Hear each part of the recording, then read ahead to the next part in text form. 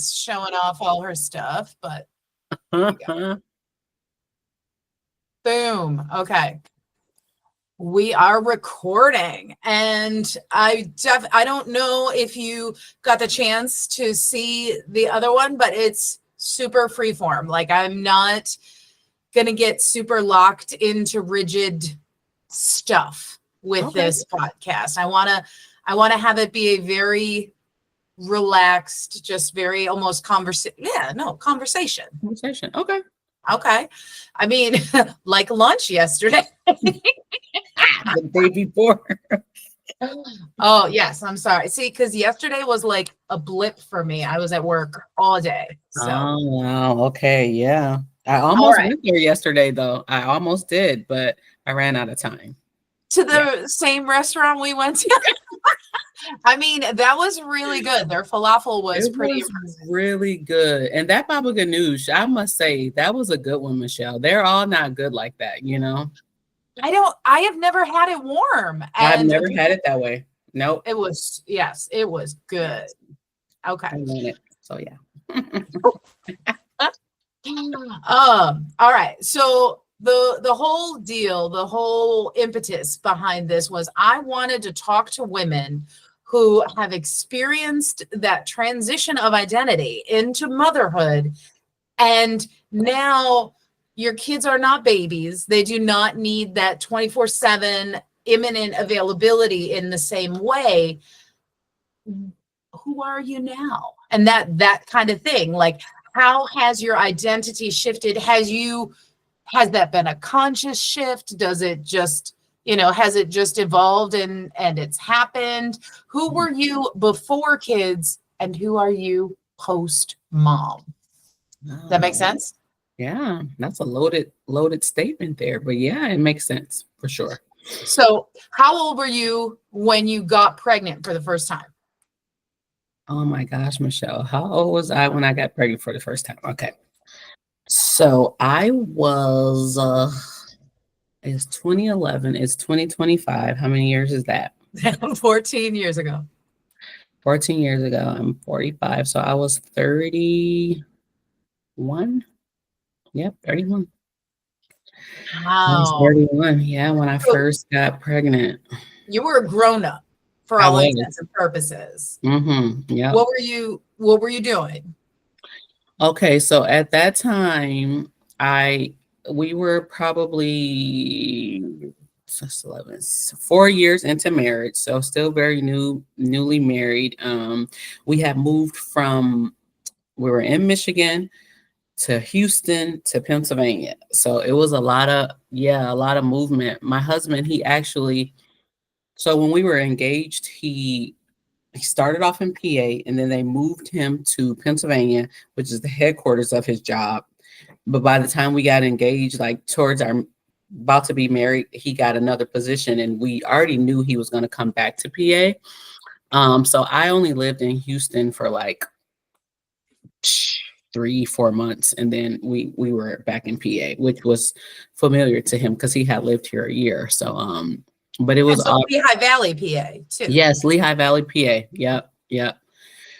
He actually lived in Emmaus first, then Houston, and then now we've been in Whitehall since we lived here now. So I mean, can we just pause for a second on that face that he lived in Emmaus? Like, you were not happy about that.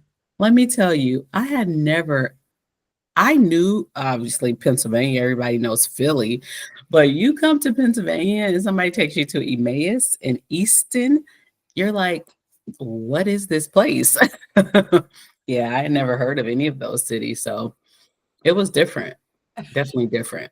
So no, you got to give some more. You got to give some more, because No, different is a very polite way to say you didn't like it. well, it wasn't that I didn't like it was a lack of diversity. That's what I'll say. That's what I didn't like. Coming from, so I'm born and raised in Michigan. My husband's from Detroit. I'm from Grand Rapids. They're big, inner cities. I've lived in Chicago, I've lived in Houston. So, lots of culture and things like that. And when I came here, I didn't see that. So that's what that difference is. Like, what is this? So yeah. They're very white. Yeah, very white. Yeah. Yep, yep, yep. So that's what I came here. I didn't have a so when I was in Houston, one of my girlfriends lived there. She worked at Lane Bryant. She got me a job at Lane Bryant. So when I came here, I worked at Lane Bryant. That's what I did. Probably by then I was at this foster care and adoption agency. So I was working as a woman in social work. I got my degree in psychology. Had started my social work degree until I got married, and when I came here, I didn't follow through with it, or all my jobs were still in social work, but I didn't finish the schooling for it. So yeah. So when you first moved into PA, where you were working in the foster care agency, or did you transfer to the Whitehall Lane Bryant up there? Okay. So when I came, they just transferred me to the Lane Bryant. It was actually still in the mall at that point. So I was working at that Lane Bryant for a while, I would say. And then I was like, okay, I've been married for a while now. Playtime is over. So I got a real job. I mean, my husband was holding us down. He still holds us down to this day. But yeah, I started transitioning into my field, into my career. I even thought about going back to school to get my MSW. But when I was in Michigan, Michelle, the tuition was that affordable that I paid for my MSW. When I got here to Pennsylvania, all these private schools, I was just like, I don't know if I want to go in debt, for school. We had gotten this, it was awesome. We did a program through Dave Ramsey. And my husband, he didn't come into our marriage with much debt, but I had a lot of school debt. And so we dedicated ourselves to pay that off. So probably, 4 years into our marriage, we were debt free. Yeah, I know. Post kids, I can't say that's the same situation now, but I mean, they're expensive. They are expensive. So at the time, I did not want to get us in debt like that. And I felt that what I did, as much as I love social work, I still feel I do it in so many ways. I didn't want to, put us in debt to go back to school. So I just, I immersed myself in jobs where I'm in the social services field. I started off at, it was a foster care and adoption agency, which I absolutely loved. And then I ended up working for community services for children, which is the Head Start of Lehigh Valley. And I loved that job. I loved it. Yeah. So can we just pause for a second though? And how really just amazing that you shifted. You had this goal, this vision, this thought for yourself, but as you enveloped this identity of a partnered person, and you love your husband, and I mean, obviously, because Leroy's amazing, but as you pictured what you wanted from this life together, you pivoted from my MSW, going for it, all of that, to okay, maybe this view doesn't work, to incorporate this view. Yeah. And was that, did you make, was that a conscious decision, or was that more of a, no, this is what we need to do, not let because I'm going to be dramatic. I'm going to go dramatic and be like, I gave up my dreams of an MSW for you. It doesn't feel like it was like that. I don't think it was like that. It was not like that. Okay. Now how you phrased it, it's interesting to look back and think that, because for a long time, Michelle, I was so I'm an education girl. I still feel like I'm always learning, and I still want to, better myself. However, I did kind of see, I saw the value in, me wanting that MSW, but at the same time, I didn't feel like it was something that I had to be so fixated on that if I didn't do this, I'm not going to get further into what I want to do. You know what I mean? And I didn't see the benefit of, like I said, going in debt. Stuff is expensive all around. And so to take on another degree in an area that, I'm still kind of in it, but to just say I'm going to pay for that, no, I wouldn't have done that. But it definitely was. I'll say this. I mean, because shortly after, that was 2011, my first pregnancy. So I would say even during that time and shortly after, I knew that as much as I loved my profession and what I wanted to do, even before that, I knew I wanted a family. I wanted to be a mom. I wanted that role. So that kind of was the lead versus, career at the time. That's so wild. It's so Yeah. you need to stop living such a parallel life with me, my girl, Well, is because that right?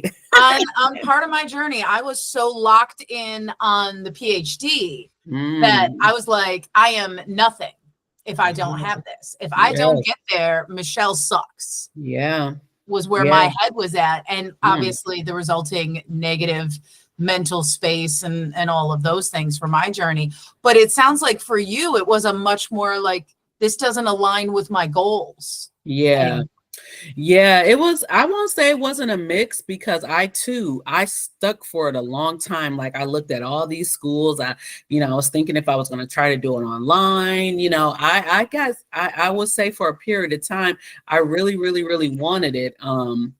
But again, I knew what I guess, interim goal was. It's just being a mom. And, once my kids got to a point where, not that they didn't really need me, but you know what I mean? Kind of like you said, they're not these babies anymore. Then I can maybe go back to that. And we all know what happened. Well, everybody else doesn't know what happened, but knows what happened. I mean, my life has taken on this completely different trajectory that I can't say that I saw this, not ever, but I didn't see it like this. So yeah. well, are we allowed that you steer this? Are we allowed to talk about Mama Nicca's? Oh yeah. Okay, because the reason why it all folds into the evolution of Janicca through the experience of your children. Absolutely. Because with Bells and then Maxwell, I'm sorry. Do you want me to not use their first name? Is that okay? It's okay. Okay. Yeah.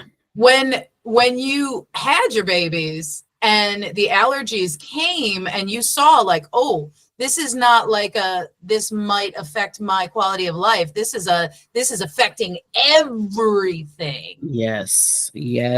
Talk to me about that pivot. Yeah. So when I had Bella, which was, Bella's my rainbow baby, which it's so amazing to say that now, because when I had her, it's like I heard about rainbow babies, but I didn't really know rainbow babies until like a little bit after I had her. So it was pretty awesome. I mean, I knew she was my miracle baby, but after, when I had Bella, it wasn't until she was about 10 months that I could see her, like I could see it. We were feeding her a frozen Go-Gurt, and she liked it, but she wasn't like into it like she liked her food. And just within minutes, she just hived up all over the place. I mean, it was fast, but she wasn't like anaphylactic. She didn't get really fussy or anything like that. I just noticed it. And I said, oh my gosh, we have to take her to the ER. So we called the doctor's office and they happened to be open. She said, well, if you feel like she's fine, just drive her to me. You don't have to, go to the ER. So we ended up going, got all the tests done and everything. And she came out with dairy, peanuts, fish, tree nuts. It broke my heart. And I was like, how am I going to do this? I've never, really had to change my diet like that. I was very lactose intolerant. I will tell you that, Michelle. But I took my pills and whatever to still be able to eat the dairy and such. But after that, we changed a little bit, because what it was with Bella, even though she had it, it didn't transfer through my breast milk, which they thought that was pretty interesting that she still could tolerate it. Yeah, it was crazy. And I nursed Bella for 2 whole years. two And you loaves had dairy the whole time. Yep. I cut back, but I didn't eliminate it. I did not eliminate it. And she, However, yeah, wow. it was crazy. In hindsight, though, I remember that it did affect her eczema. Like her eczema was terrible. And it's probably because, dairy and eczema, they don't go together. So, but when Maxwell came, it changed my life.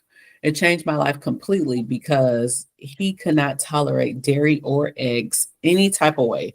And I was nursing him. I would have two eggs every morning with some toast. I was nursing him and he like pulled off of me and he just was fussy and he kind of got rashy, crying. And we took him in, kind of like same situation with Bella, and his was worse, and that's when I was devastated because I was like, okay, now this is a real game changer, because we could not, like there was times we accidentally ate stuff or had something in the house as he got older, like months wise, and he ate it. Like I accidentally gave him a piece of, I thought it was vegan cheese, but it was lactose free cheese, and he hived up on me and swollen up. So we just decided we can't have any of this in our house. So we did that. And then I saw Tabitha Brown's vegan challenge. And I said, you know what? Never really did this. I'm trying to get myself together. After babies, you're like, I got to get my life together, lose all this weight type stuff. So I did a vegan challenge and I had Maxwell 2017. I did that challenge 2019, and you would not believe it. I have not had a piece of meat since 2019. Well, I shouldn't say meat. I have had fish here and there, but Ah! yeah, We had that conversation we yesterday. had that Is conversation. a vegetarian, a pescatarian? Yes, all these things, right? So Right. yeah, my kids, they have changed my life in many ways. That I'm grateful for it because as much as, like I said, I feel still like I'm in this social services field with everything that I do. It's services unto humans, unto people. I do hair, I cook food, I service the deceased now. Yeah. If I had told you when we met, when did we meet? 5, 7 years ago? Whenever. Yeah. Whenever we met first time, if I had told you you're going to make people's final picture of their loved ones better by what you do, you'd have laughed in my face. No, you were I always. probably wouldn't have laughed, but like I said, I did not see this on my. It was not on your bingo card? It was not on my bingo card, no. And when I tell you I feel like it's fulfilling in a way that, like you said, it's something you're giving to them as their last final, view of their loved ones. So it's fulfilling in that way. Although sad, obviously, but it's still it's a gift you're giving to, the family. So yeah, it's kind of crazy, Michelle, but this is my life. But you are such a force. I look at the different ways that you are touching the world right now. And like, if you talk about, social work, pro-social behavior, helping humanity, and look at the different ways that, like, just in our social circle, how you have brought forward, made a talking point, vegan food. Because I will own, like, when we first moved to PA and we went to Veg Fest and those different festivals and stuff, we were like, that's nice. That's nice. Very, very much like that's a nice thing that other people do. Right. Like we don't do that. Yeah, no legitimacy. And now I got you bringing vegan food into my brunches and people are eating it. People request it. I don't know. The kids say it's wild. That's what they say now. It kind of is in a sense, but I think now more than any other time, at least in our lives, Michelle, people are leaving this world left and right. People are trying to make better and conscious decisions about their health. And if you find ways to do that and it's not harmful and it's actually helping you, I think people are now more open to try it than they ever have been in my experience, you know, especially among my family. My mom, she'll tell me in a minute, I'm not eating that. Yeah, I'm not trying that. He was so like, Janicca, no, no, no, no, no, no. But now she's trying it. You know, my dad, he is stage 4 colon cancer. He's had it for 2 years now, you know, and they're finding better ways to, you know, eat and to, you know, just be healthier and be mindful of the things that they put in their body, because life is, you know, it is but a vapor. And while we're here, you know, we're just trying our best to be good stewards of this temple. So, hey, I got put in the bank to help make that happen. So I'm trying to do my part. Oh, and you are with Mama Nicca. So talk to me, like you had to learn, how am I going to cook without eggs? How am I going to make this meal that my kid wants? How am I going to make macaroni and cheese so my kid can feel normal having mac and cheese like everybody else, but they can't have the cheese? Talk to me about how it went from food prep for your family to now I'm preparing food for celebrities and I'm kind of a big deal now. Yeah. So the great thing I will say in all of this is that I knew how to cook, Michelle. That was one thing I pride myself in. My grandma, from a young age, I watched my grandmother cook. I was in the kitchen. I helped at all the family meals and dinners and stuff like that. So I knew how to cook. What I had to do was really transform these recipes, you know, that I already knew and loved. So now that my kids can have it. And I read a lot of books. I followed a lot of vegan people on Instagram, YouTube, watching videos, you know, and just seeing how people do stuff that it's not rocket science, but because we're not, it's not. It's you're diminishing the amount of effort and awareness. Like I will own, I am nowhere near the talented person in the kitchen that you are. But like you're like, oh yeah, you just whip this up. I'm like, I look at the box and I read the box and it tells me what to do. So like, let's not gild the lily here. Come on.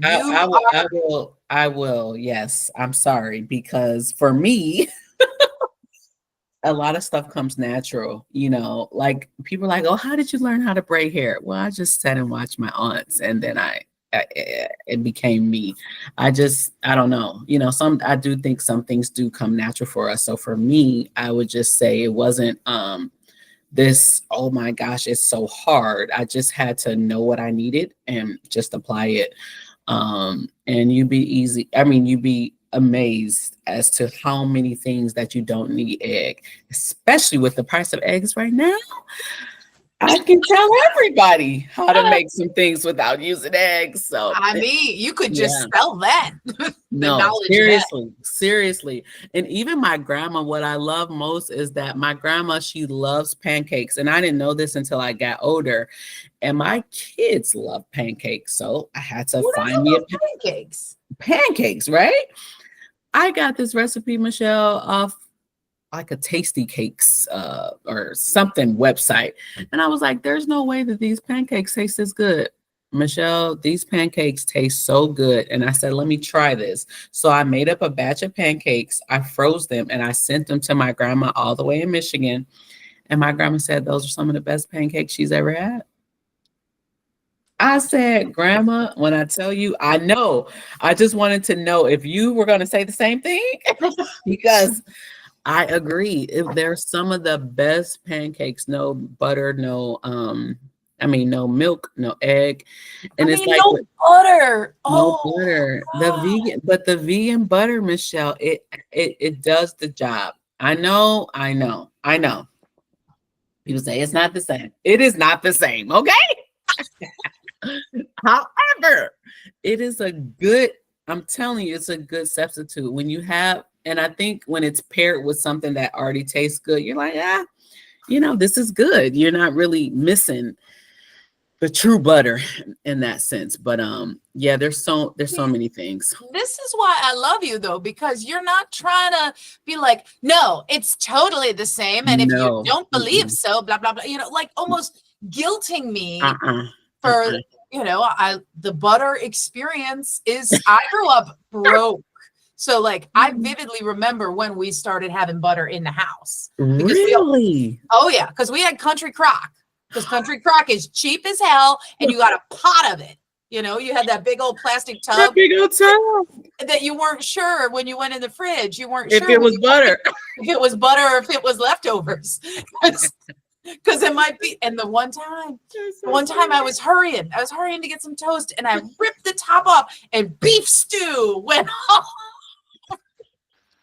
And my mom was so mad because it was going to be dinner, leftover for dinner. And I spilled it all over. Oh, but but I remember when we could afford butter.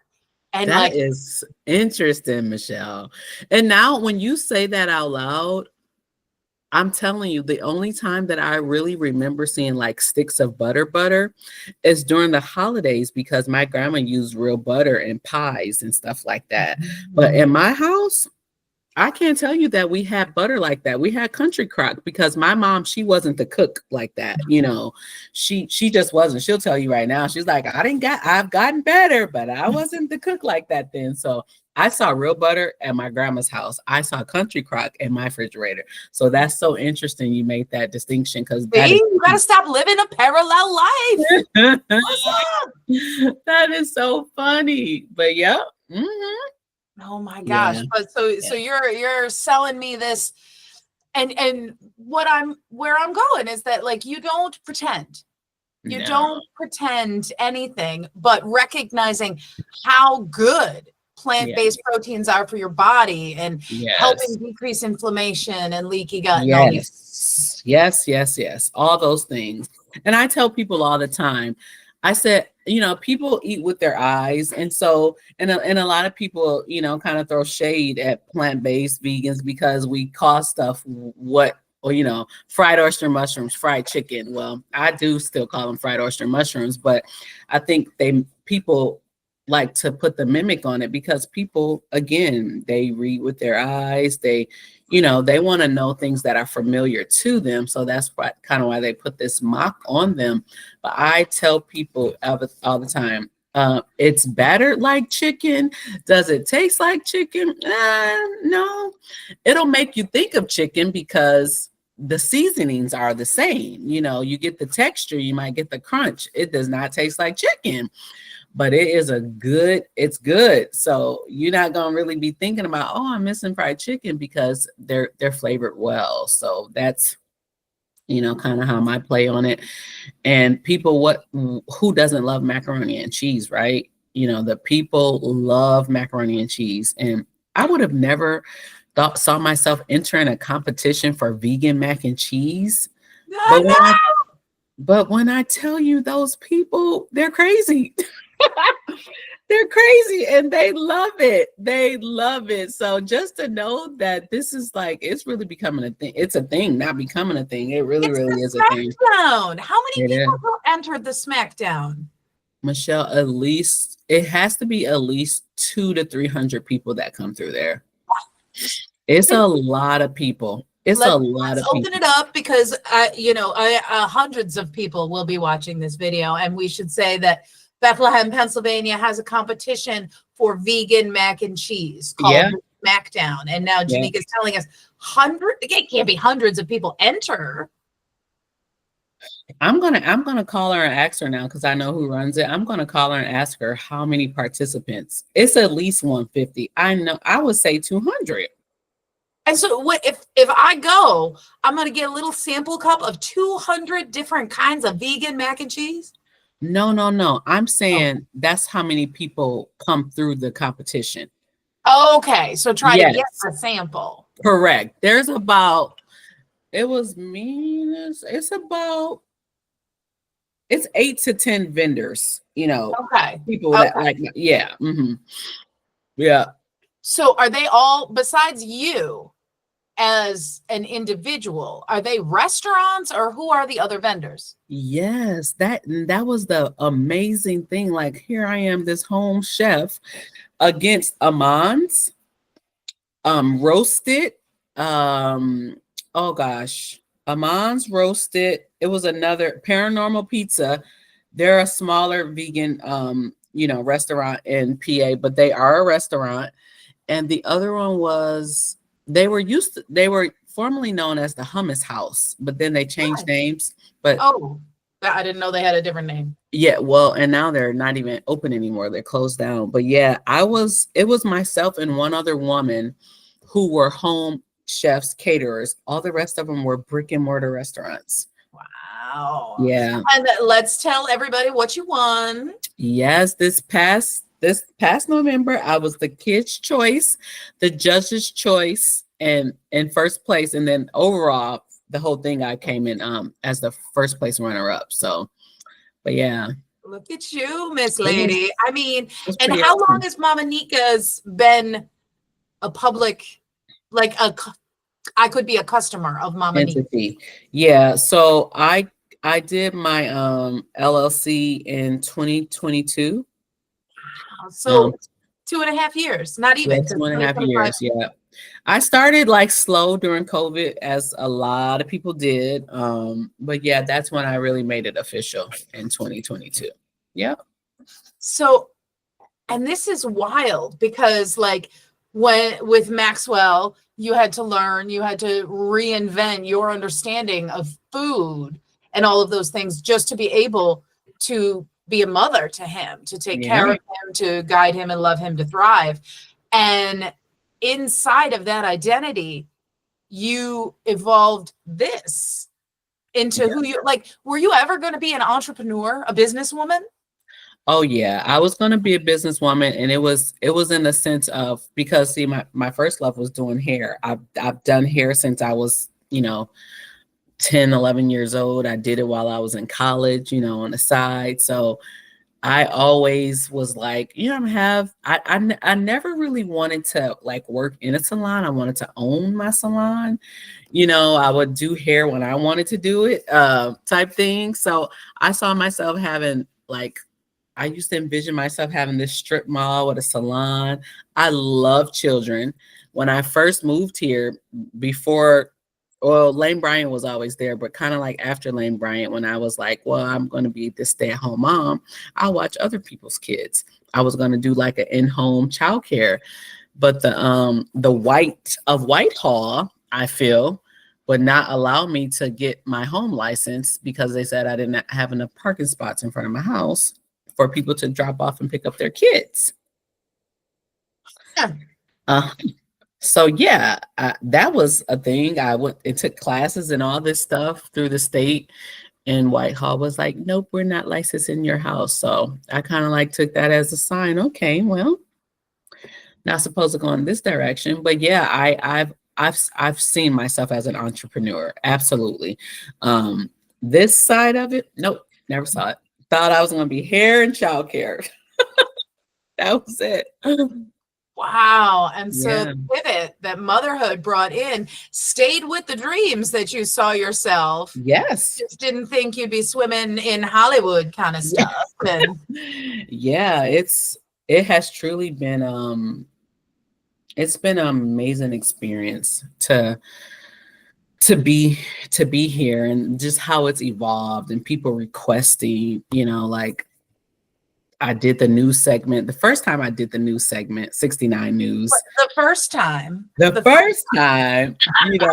it was on the heels of like meeting Tabitha Brown and everybody, so, but then the second time around, they called me, it was like, we really want you back on, blah, blah, blah, blah, blah, blah, blah. And so it feels good. It really, really feels good. And I have a few catering events coming up.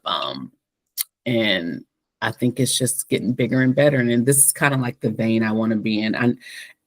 I would love a food truck. I would love a commercial kitchen. I don't really desire a brick and mortar, but to do these catering events or to do festivals and the such like that, I absolutely love that, because it still allows me to be available for my kids, which they're still running my life right now in a way, So Well, I mean, we'll never not be their mom, that's but right. the role that takes changes in size Correct. in Correct. different ways. Yeah. And like, especially too, because your daughter's a sporty, Mm-hmm. because they're swimmers, right? Yeah. Yeah. Another thing, I mean, you never see the stuff that'll come, right? But I knew they love swimming. That was one thing Leroy and I said, if they don't do anything, they're going to know how to swim. So they love that. Bella became truly a swimmer. She's on a swim team. But then when this basketball showed up, I didn't think Bella would do basketball. I really didn't. She's tall though, so it would be She easier. is tall, but she's a girly girl. And even she tells me, she's like, Mommy, I don't want to accidentally push somebody, or I don't want, she was very, yes, Michelle. She was very like hands So off. delicate. Yes, she was. even till up until what's today? Friday. So she had a game on Wednesday. And that Monday game, she asked me, she said, Mommy, well, how did you think I do? And I said, Bella, I think you did a phenomenal job. I said, however, I just want you to be a little bit more aggressive. I said, the ball was passed to you. You kind of shied away from it. You kept passing the ball. I said, I didn't see you dribble one time. I said, it's basketball. You got to get in there. I was like, when it's given to you, take your shot. Well, Wednesday came around. Listen, my girl, she must have gathered it real quick. She was dribbling that ball, shooting it. She got a few steals in the game. Yeah. Oh, I mean, can I come? Will you let me come? Absolutely, Michelle. Here's the thing about these games. They're right after school. They're like 3:30. So it's hard for people to get there. But yeah, get it if I can come.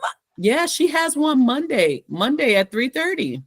I mean, we'll talk after this, but yeah. I would love to come and scream my full head off for that girl. And I can bring corn nuts for Maxwell. We can hang out and have some nuts. That is how I fell in love with your beautiful little man. I remember that. I remember it because I still volunteer in that Swain house. Oh my God. See, thrifting and frugality brought us together is what it is, because we don't like to spend a penny. No, ma'am, not on those things. Okay, we're not even doing that. Oh my gosh. Oh my God. Well, yeah.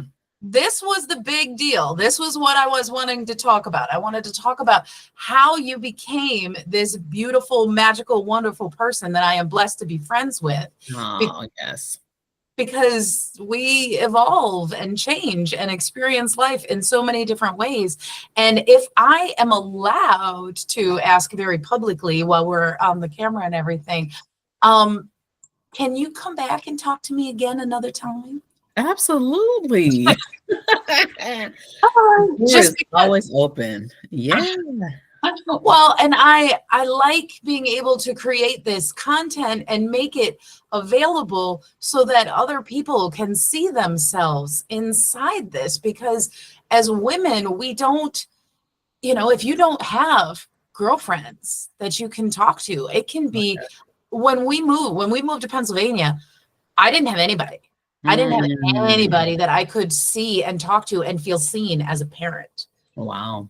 And here I will. And I mean, like you were talking about, though, I had the blessing of white privilege in like putting them in a daycare, and all of the kids and moms look like me. Yeah. So at least I didn't feel isolated like that. But Michael makes fun of me because I called them the North Face Mafia, because there were all the moms with the North Face and the North Face vests and the Bob strollers and the things. Oh my gosh. And I can't stand a North Face jacket. I can't stand them.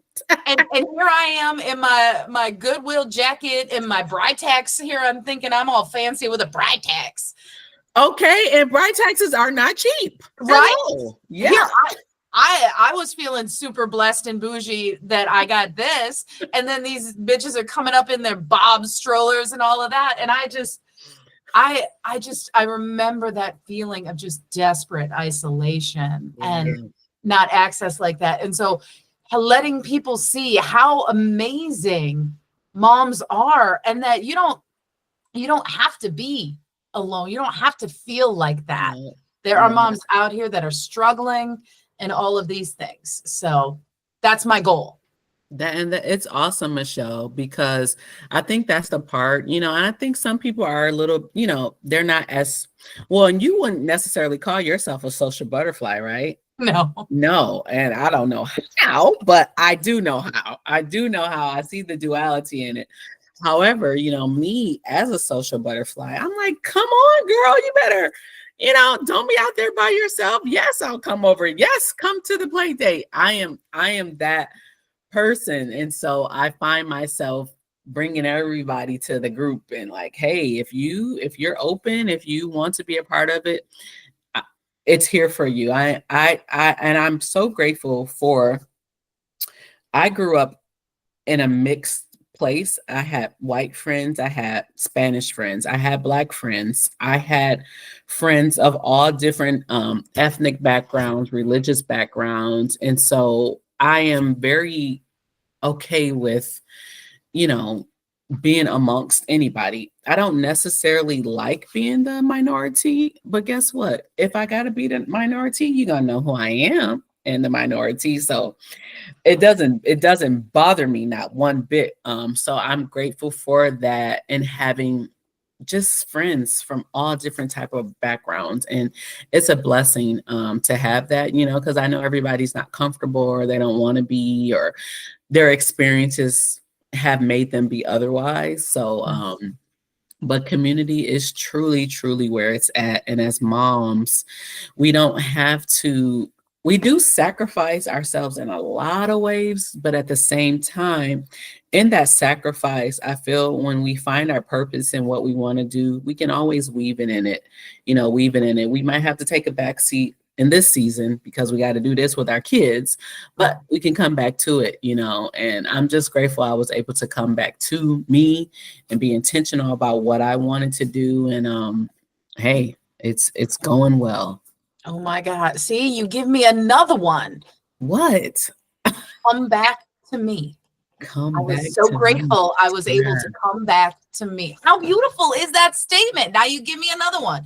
Put me outside of myself and then come back to me. I mean, philosophical. Amanda Gorman's got 0 on Janicca Covington. 0. I mean, not true. She's a beautiful, talented person. Oh my gosh. All right, my love. This was so beautiful. Thank you so much. Thank you. Let me know when it drops. No. Yes. I'm still learning. I am downloading video editing software and attempting to educate myself. So fingers crossed. Although this was great. Like, I don't think I'm gonna. I may have to edit for time to see what it lets me upload. But okay. And what platform do you use? I put it on Google. I have a okay. I'm sorry, YouTube, but YouTube is owned by Google. Okay. All right. Sure. But maybe edit out this last little bit. Right. Oh, all right. But thank you so much. This was great. Thank you for having me. All right. Well, you have a great day, lady. You too. Bye. Bye-bye.